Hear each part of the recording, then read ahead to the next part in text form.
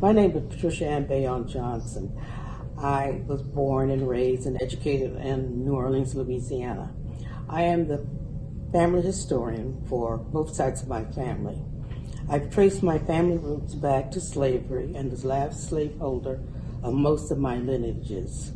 Worldwide attention was drawn to the Jesuit slaveholding by an article written online by Rachel Swarms for the New York Times on April 16, and it appeared again on the front page of the New York Times on April 17. However, the Hicks Estes family, my maternal line, had known we were descendants of Jesuit slaves since 2004, 12 years before the articles were published. 15 years ago, in the spring of 2004, my Hicks Estes family was planning a family reunion in New Orleans. My Aunt Onita Estes Hicks and I were co-chairs. I did the research, and Onita wrote the reunion booklet. Given the shortage of time, I hired Judy Riffle to assist me in the research of the Hicks family of Iberville Parish, Louisiana.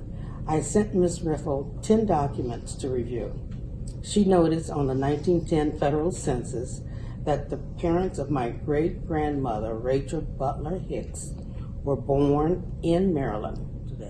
Ms. Riffle found 4 documents, but the 2 most important ones were an 1851 inventory of the late Jesse Beatty, which enumerated the Butlers, and a bill of sales for 64 Negroes in 1838 for Jesse Beatty, which was signed by Thomas Milady.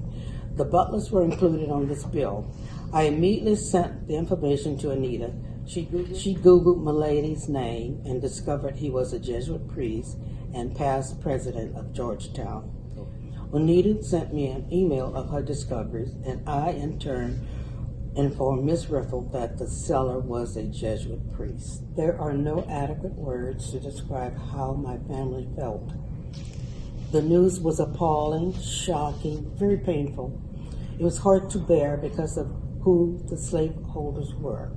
We all knew we were descended from slaves, but never in our wildest dream did we think the plantation owners were Jesuit priests. We are a big, devoted Catholic family. My grandfather, Nace Hicks, was a founding member of St. Monica Catholic Elementary School and Church. He was a master carpenter and volunteered his services to the upkeep of the school and to the church. My mother, Augusta Hicks Bayonne, told me her father, Nace, built altars in each of the 8 classrooms of the school. Several of my aunts volunteered many hours to the church.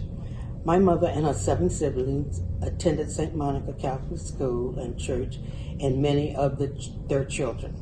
It was very difficult to come to grips with the fact that Catholic priests who were responsible for our salvation had also enslaved our ancestors. We had the family reunion in the summer of 2004. We went to Mass at St. Monica Catholic Church, which was shuttered after Katrina and later sold. We cried and we prayed on it, and somehow we managed to get through these very hard times of our lives. I continued researching the family on and off for the next 11 years. On July 4, 2008, I found the manifest of Catherine Jackson of Georgetown. It took me 4 years to locate it. I wrote articles for the Baobab, the journal for the African American Genealogical Society of Northern California, and for the Bulletin, which is now known as the Digital Digest, which is the journal of the Eastern Washington Genealogical Society. None of my stories went anywhere until my blog, African Roots, was discovered by Richard Cellini in mid-November 2015. I had written a post titled Jesuit Slaves in the Family. Richard Cellini founded the Georgetown Memory Project.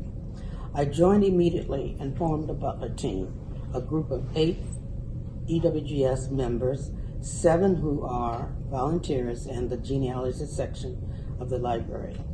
I descend from 6 Jesuit slaves, Nace and B.B. Butler and their daughter Mary, Bennett and Claire Scott and their son James.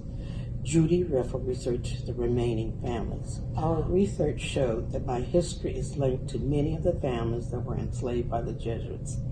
My main goal has always been to tell my story.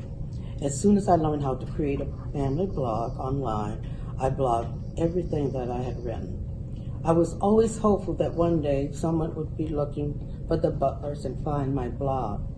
There are many stories to be told, and everybody has a story.